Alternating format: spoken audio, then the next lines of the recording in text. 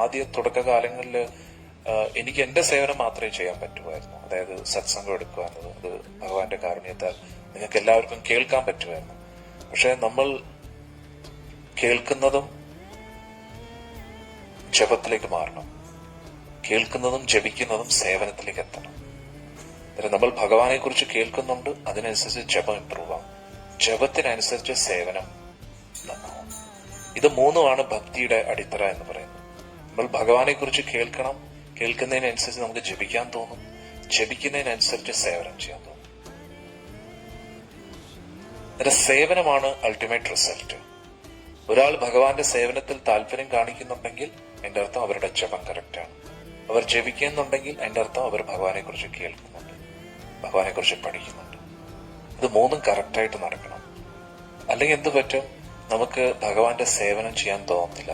സേവനം ചെയ്യാൻ തോന്നിയില്ലെങ്കിൽ എന്ത് പറ്റും, നമ്മുടെ ഇന്ദ്രിയങ്ങളുടെ സേവനം ചെയ്യാൻ തോന്നും, ഭൗതിക ലോകത്തിലെ സേവനങ്ങൾ ചെയ്യാൻ തോന്നും. അതുകൊണ്ട് നമുക്കൊന്നും കിട്ടത്തില്ല. നമ്മൾ ഈ ലോകത്ത് എന്തൊക്കെ ചെയ്താലും എല്ലാം വെള്ളത്തിൽ വരച്ച വര പോലെ. ഭഗവാന് വേണ്ടി ഒരു ചെറിയൊരു കാര്യം ചെയ്താലും അത് നമ്മളെ വലിയ വലിയ പ്രശ്നങ്ങളിൽ നിന്ന് രക്ഷിക്കും എന്നുള്ളതാണ് ഭഗവത്ഗീത ഭഗവാൻ തന്നെ പറയുന്നു. ഇഹ അവിക്രമനാശോസ്തി പ്രത്യവ്യയായോ വിദ്യത്തെ സ്വ അല്പം അപിയസ്യ ധർമ്മസ്യ ത്രായതേ മഹതോ ഭയ. സ്വ അല്പം അപിയസ്യ ധർമ്മസ്യ.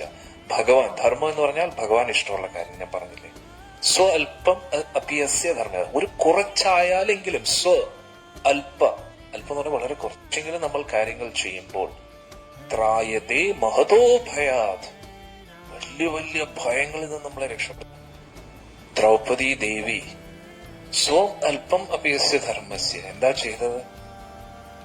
ഭഗവാന്റെ വിരൽ മുറിഞ്ഞ സമയത്ത് എന്ത് ചെയ്തോ, ആ ഉടുത്തിരുന്ന ആ പട്ട് സാരി, ഏറ്റവും വില കൂടിയ സാരിയിൽ നിന്ന് കീറി. അല്ലാതെ അവിടെ പറഞ്ഞില്ല തോഴിമാരെ വരൂ, ആരവിടെ ഫസ്റ്റ് എയ്ഡ് കിറ്റ് കൊണ്ടുവരൂ, ബ്ലഡ് ഡെറ്റോൾ കൊണ്ടുവരൂ ഒന്നും പറഞ്ഞില്ല.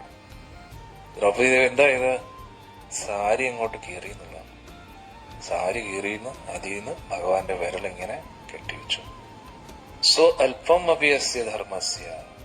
ഉടനെ എന്തായി, ത്രായതോ മഹതോ ഭയാത്, വലിയ ഭയത്തിൽ നിന്ന് രക്ഷപ്പെടുത്തി. എന്താ, മാനം പോകുന്ന അവസ്ഥയിൽ നിന്ന്. ഒന്ന് ആലോചിച്ച് നോക്കൂ, നമ്മൾ ഭഗവാന് വേണ്ടി ഇത്രയും ചെയ്യുമ്പോ മുന്നോട്ട് നമ്മുടെ ജീവിതത്തിൽ എന്തൊക്കെയാ വരാൻ പോകുന്നത് നമുക്കറിയോ? അത്രയും വലിയ പ്രശ്നങ്ങളിൽ നിന്നും നമ്മൾ ഭഗവാൻ രക്ഷിക്കുന്നുണ്ട്. ഇത്രയും ചെയ്താൽ മതി. എന്താണ് ഇത്രയും? പക്ഷെ അതിനുള്ള മനസ്സ് വരണം. അവിടെയാണ് പ്രശ്നം വരുന്നത്. അവിടെ എത്രയോ പേരുണ്ടായിരുന്നു, പക്ഷെ ആർക്കാണ് മനസ്സ് വന്നത്? ദ്രൗപദി ദേവി കണ്ട ഉടനെ ചോദിച്ചില്ല ആരോടും വരാന്, കൃഷ്ണ എന്ത് പറ്റിയെന്ന് പോലും ചോദിച്ചില്ല. ഉടനെ സാരി കീറി താ തുണിയും കെട്ടി. അതാണ് ഭഗവാനോടുള്ള പ്രേമം, സ്നേഹം എന്ന് പറയുന്നത്. സ്വ അല്പം അപിയസ്യ ധർമ്മസ്യ ത്രായതോ മഹതോ ഭയാത്.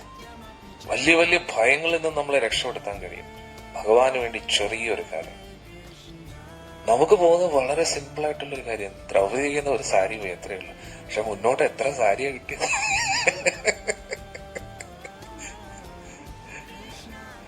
നമ്മൾ ചോദിക്കുമ്പോഴല്ല കൃഷ്ണൻ തരുന്നത്.